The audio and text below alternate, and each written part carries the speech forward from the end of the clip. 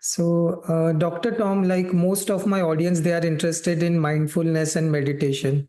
So, how can mindfulness and meditation practices help us in strengthening our relationships? So remember, when we say we're mindful, we have the opportunity to act, not react.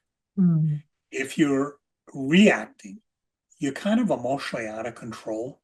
Mhm. So you've probably had this feeling too, Dr. Shah.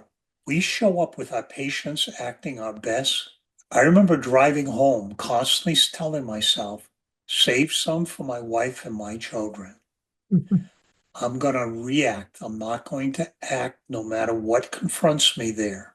So we want to do that with the person we love Mm. is we're creating a thoughtful acting environment. Did I confuse those? We're Mm. acting, not reacting. Mm. We're going to act with thoughtfulness ahead of time. That means ahead of time.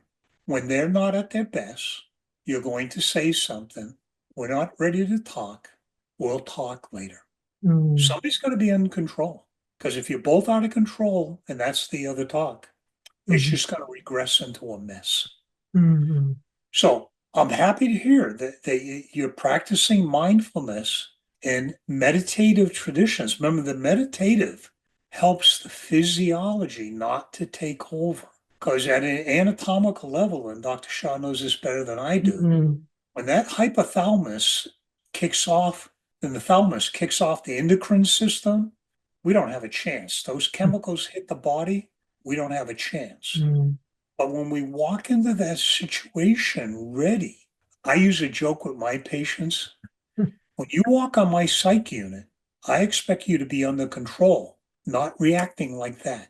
So act, don't react, and do that certainly for your spouse. Because the more we stability you create, you're creating a container where both of you can show up in a safer way.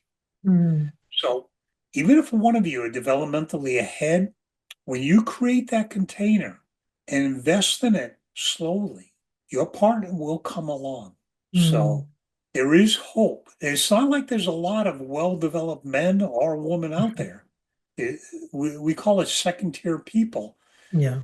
And we think it's about at 8% in the States.